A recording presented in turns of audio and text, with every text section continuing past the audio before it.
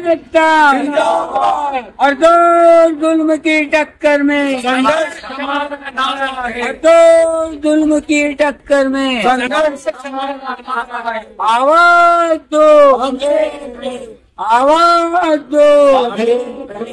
हमसे जो टकराएगा मिट्टी में मिल जाएगा, और हमसे जो टकराएगा मिट्टी में मिल जाएगा।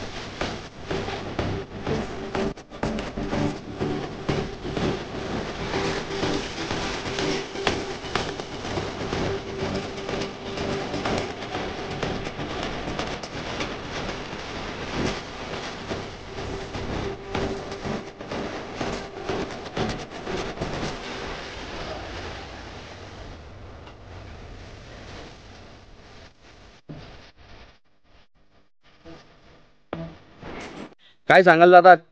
गुरुवारच्या दिवशी 5 तारखेला भुसावळ नगरपालिकेत एक माथे फिरू कॉन्ट्रॅक्टर तो आमच्या लेखापालाच्या दालनात शिरला आणि शासनाकडे जे आमची निधी परत गेलेली आहे तो निधी आम्हाला परत आणून देण्यासाठी आपण पत्र व्यवहार करा असा संभाषण झाला। आमच्या लेखापालाने सांगितलं की मी इथे नवीन आहे, मला त्याबद्दल काहीच कल्पना नाही, तुमचं काय प्रकरण आहे मुख्य अधिकारी साहेब आल्यास नंतर आपण सविस्तर चर्चा करू, जर तो माझ्या अधिकार क्षेत्रात असेल तर मी पत्र द्यायला तयार आहे। पण इतक्याची तो त्याची समज झाली नाही, त्याने अक्षरशः फाईल उचलून यांच्या डोक्यावर मारला, यांचा संगणक फोडला, याला जीवे मारण्याची धमकी दिली। त्याच्यानंतर यांनी लगेच पोलीस स्टेशन गाठला।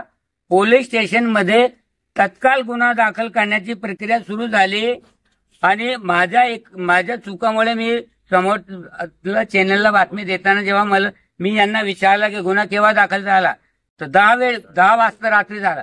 मला असं जीवावर आले केवळ जर माणूस 5 वाजेला जातोय आणि गुन्हा 10 वाजेपर्यंत दाखल होत नाही याचा अर्थ पोलिसांची चुकी आहे। पण यांनी मला आता स्पष्ट केलं की पोलीस तत्काळ गुन्हा दाखल करत होते, पण मी पोलीस प्रशासनाला सांगितलं की मी इथून एकटा येऊ जाऊ करतोय, माझ्या फॅमिलीची चर्चा विनिमय करून मी थोडासा समय घेतला, पोलिसांना सांगितलं की मी थोड्या वेळानंतर गुन्हा दाखल करतो। तर पोलिसांची याच्यामध्ये चूक नाही, माझ्या चुकामुळे मी आता समोरच्या एका चॅनलमध्ये मी म्हटलं की पोलिसांनी जाणून बुजून दुर्लक्ष केलं आहे, पण तसा पोलिसांनी दुर्लक्ष केलेलं नाहीये। आमच्या म्हणजे लेखापालांच्या याच्या म्हणण्याप्रमाणे त्यांना सांगितलं की तुम्ही गुन्हा जर दाखल करत असाल तर आम्ही तत्काळ दाखल करतो। मग सर्व झाल्यानंतर यांच्या वडिलांची चर्चा झाली, सर्व झाले, यांनी गुन्हा दाखल करण्याचा निर्णय घेतला आणि पोलिसांनी रात्री 10 वाजता स्टेशन डायरीमध्ये गुन्हा नोंदला।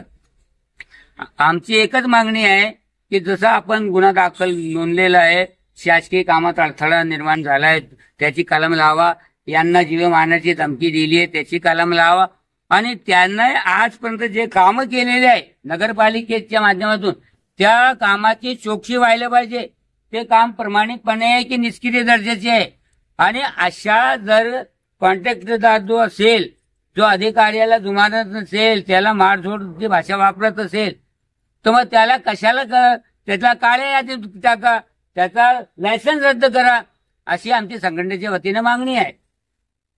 आज आम्ही प्रशासनाला विनंती केली होती की 10 तारखेपर्यंत जर आपण अटक नाही केलं तर आम्ही आजपासून संप करणार होते, परंतु हे करदाते आमचे नागरिक आमचे आहे, त्यांना वेठीवर धरून आम्हाला संप करायचं नव्हतं, पण आतापर्यंत आमच्या निदर्शनात आलंय की त्याला अटक झाली नाही।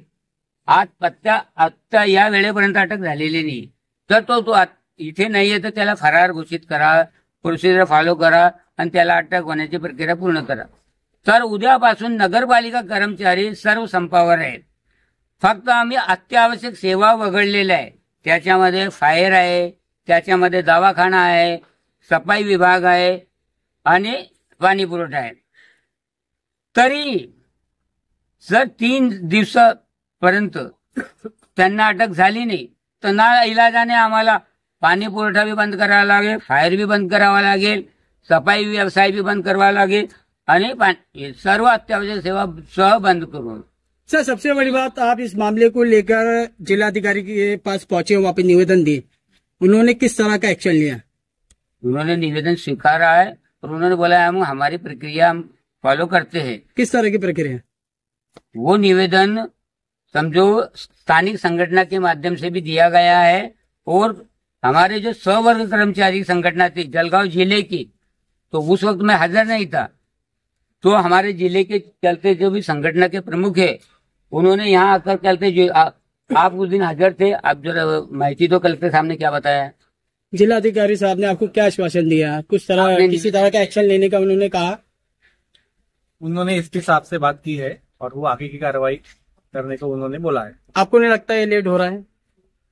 अभी हम क्या पोलीस या प्रकरणामुळे जे सर्वसामान्यांना त्रासाला समोर जावं लागणार आहे त्याच्यासाठी काय नियोजन करून ठेवलेले आहेत आपण? आतापर्यंत आम्ही काम चालू ठेवलं होतं आणि नागरिकांचे काम आम्ही करत आहे. आणि असा अत्यंत महत्वाचं हे काम आला की बा जे करणे आवश्यक आहे तर आम्ही संपात राहून त्यांचं काम करू. आम्ही संपात आहो पण जे अत्यावश्यक काम आहे, जसं उद्याच्या दिवशी कोणाला परमिशन द्यायची, समजा घरपट्टी वसुलीसाठी जायचंय, हे जायचंय, नगरपालिकेचा निधी जाय, जन्म मृत्यू नोंदची आवश्यकता हे अत्यावश्यक आहे. अशा कामामध्ये आम्ही संपात सहभाग होऊन सेवा देऊ. आम्हाला असं सूत्रानुसार आमच्यापर्यंत अशी एक माहिती आलेली आहे की जे संबंधित तक्रारदार आहे नगरपालिकेचे त्यांना वरतून दबाव येत आहे. त्याच्याबद्दल काही माहिती देणार का तुम्ही? नाही, माझ्या माहितीप्रमाणे जर त्यांना तसा काही दबाव आला असता तर त्यांनी संघटनेला कळवलं असतं. कारण आम्ही स्पष्ट सांगितलंय की कोणाचाही दबाव असो, तुम्ही संघटने मार्फत आलेले आहे, तुम्ही व्यक्तिगत मार्फत आलेले नाही. तुमच्यावर कोणाचा दबाव आहे, तो आमदार असो, खासदार असो, मंत्री असो किंवा मुख्यमंत्री असो, राजकीय कोणाचा कधी दबाव असेल तर त्या संघटनेला कळवावा.